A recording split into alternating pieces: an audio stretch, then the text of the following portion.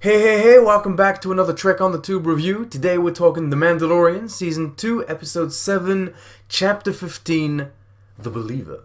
Now let me be very honest with you. This episode was written by a guy called Rick Famuyiwa, and that may mean nothing to you, but what it meant to me was it was written by one of the people involved with the only Season 1 episode not written by Jon Favreau, aka The Prisoner. And back when it came out, I didn't like that episode. Do keep in mind I haven't seen it since its release, and I do vaguely remember people complimenting it, but what's ingrained in my memory is that it didn't work for me, so naturally, I got a bit scared going into this one, especially after seeing the previously on, which heavily implied a character from that very episode would return here. But you know what?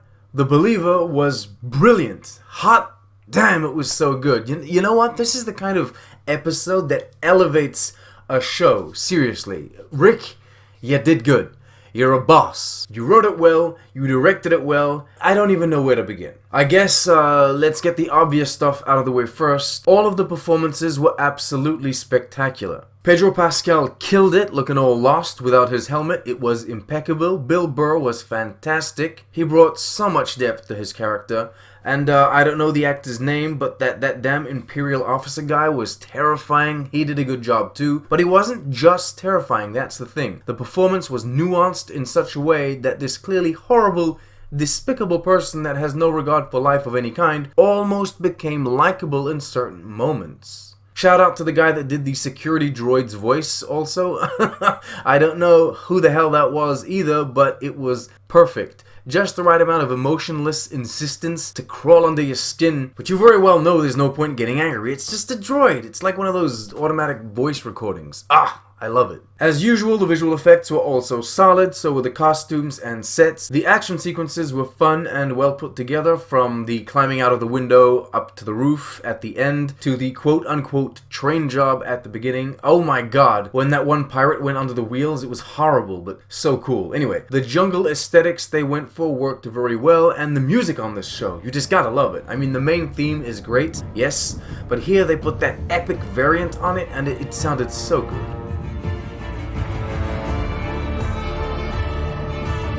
Alright, now let's talk about the less obvious. Every The Mandalorian episode is self-contained to a certain degree. Now, some end up being side quest bottle episodes like this season's The Passenger, and that episode was fun, but ultimately ended up lacking in, I suppose, substance, and that's probably what makes it the least interesting of the season. The Believer, however, brought character depth, real-world commentary, ethical dilemma, moral struggle, and emotional turmoil. So yeah, there was substance. So much of it. First off, seeing that poor village being bullied by these great big forces of the galaxy was heartbreaking and well handled. The Empire, the First Order, the New Republic, it's all the same to them. They're just trying to live a nice, simple life, but no, people have to come and refine some sort of ore on their homeworld. Next, you get the pirates. Ooh, those terrible pirates. The episode wants you to see them as nothing more than villains. They're not the same people as those in the village, it's visually clear, so they must be just bad guys in the jungle. But wait, that's not true.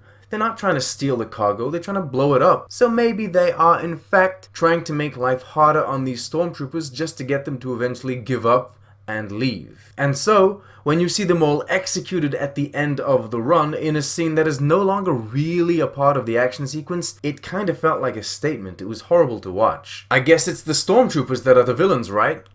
Right? Well, over the years, Star Wars as a franchise has slowly acknowledged that there are real people under the armor. And so we've had more and more instances where stormtroopers have been actual characters rather than just faceless goons, from the funny guys in Season 1 to Finn himself. But here in this episode, when they were all cheering and celebrating the fact that at least one of the shipments arrived intact, you got a real sense of camaraderie going on between them. So it really does kind of put things into perspective. And then of course the dialogue later on in the episode hammers that home. People are born in different places, they grow up with different beliefs, but in the end, are they really so different? Is every individual stormtrooper really as despicable as this officer guy, or do some of them truly believe in their heart that they're doing the right thing for the greater good? These are interesting questions, it's an interesting theme. And then of course this very theme culminates in Prisoner Guy shooting the officer in disgust. Rick, Yeah, it did good. I said it before, it was well directed, it was well written, so I'm saying it again. I didn't talk too much about Boba Fett or the two guardian angels saving Mando's ass from above, but I guess it's because their role in this story wasn't something that demands a lot of explaining. The three of them were extremely useful, however, and they are all badasses, so let's not overlook them. But yeah, just not that much to say. I love the team, by the way, I really do. I love the new dynamic this show has. Don't get me wrong, the Mando and Baby duo was fun, and I will always cherish that part of the story, but what we're moving into now, this ragtag team of awesome on a mission to save that baby, oh, I'm really digging it. Anyway, that's it from me. Thank you so much for watching. I can't wait to see the finale.